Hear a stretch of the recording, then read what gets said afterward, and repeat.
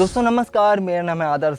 दोस्तों इसी वीडियो के पहले पार्ट में हमने देखा था कि किस तरीके से कांग्रेस पार्टी में रहने वाला एक इंसान जिसका नाम था डॉक्टर केशव बलराम हेडगेवार ने खोज की थी आरएसएस की।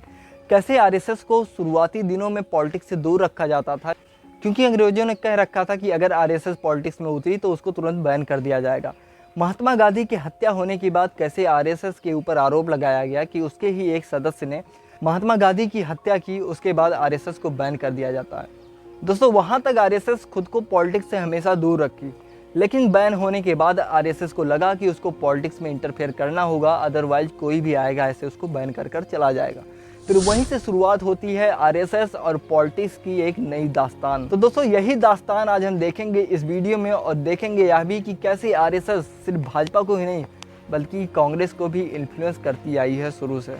अक्टूबर 1951 में शुरुआत हुए भारतीय जनसंघ में आरएसएस को एक मजबूत हाथ मिलता है, क्योंकि दोस्तों उस समय में कांग्रेस के अपोजिशन में एक महत्वपूर्ण बड़ी पार्टी के रूप में उभरा था भारतीय जनसंघ, और ये पार्टी धीरे धीरे फेमस हो रहा था। 1967 आते आते इसने लोकसभा में 35 सीट्स अपने नाम पर रिजर्व कर लिया।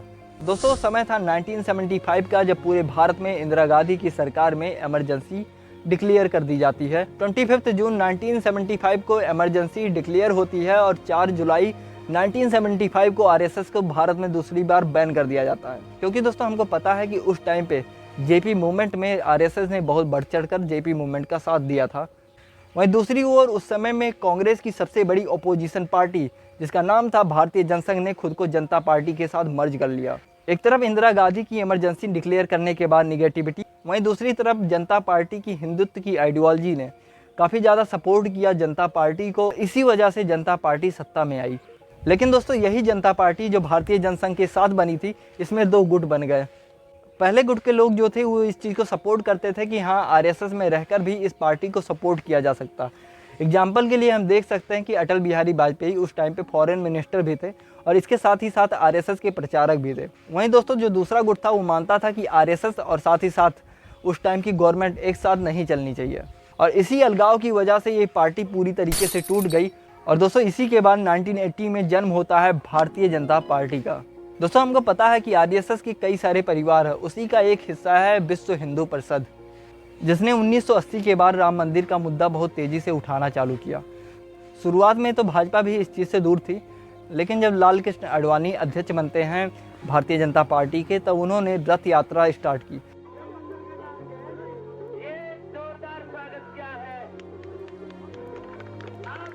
दोस्तों इसी रथ यात्रा के बाद भारतीय जनता पार्टी भी शामिल हो गई राम मंदिर की डिमांड को लेकर, और इसी रथ यात्रा के बाद दोस्तों भाजपा को काफ़ी ज़्यादा सपोर्ट मिला, क्योंकि अब भाजपा भी डायरेक्टली मांग करने लगी थी राम मंदिर की।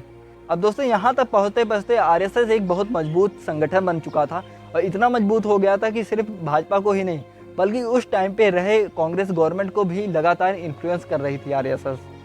कुछ एग्जाम्पल के लिए हम देख सकते हैं कि 1986 में राम मंदिर को पूरी जनता के सामने खोला गया। दूरदर्शन पे दोस्तों यह चीज़ लाइव चल रहा था। ये दोस्तों सीधा एग्जाम्पल है कि आरएसएस के दबाव से कांग्रेस पार्टी भी इन्फ्लुएंस हो जाती है। दोस्तों 1989 में भी हम देख सकते हैं जब राम मंदिर में शिला पूजन हुआ, तो उस टाइम में भारत में कांग्रेस की गवर्नमेंट थी।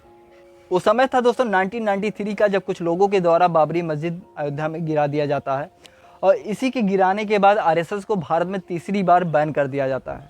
1993 में चले इन्वेस्टिगेशन में पता लगा कि आरएसएस का इसमें कोई हाथ नहीं है।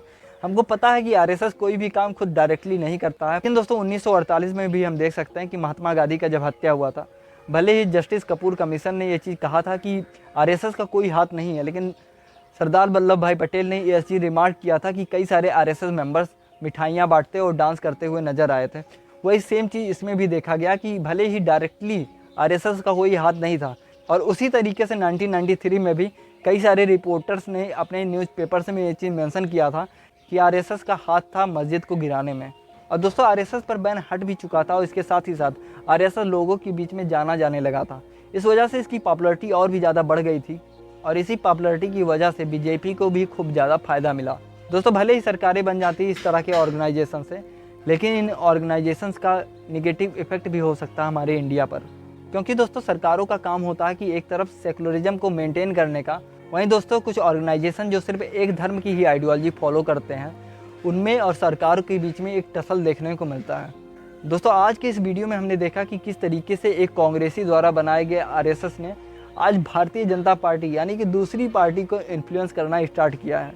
और हमने यह भी देखा कि समय समय पर आरएसएस दूसरी पार्टी को भी इन्फ्लुएंस करती है, क्योंकि सभी पार्टियों को सत्ता में आना होता है और आरएसएस सबसे बढ़िया ऑप्शन होता है आसानी से सत्ता में आने के लिए। दोस्तों ये चीज़ें कहाँ तक सही हैं कहाँ तक गलत हैं ये एक डिबेट का विषय हो जाता है। फिलहाल आज के लिए इतना ही। आशा करता हूँ यह वीडियो आपको अच्छा लगा होगा। अगर वीडियो अच्छा लगा है तो चैनल को सब्सक्राइब करिएगा, वीडियो को लाइक करिएगा और शेयर करिएगा। Thank you. जय हिंद, जय भारत।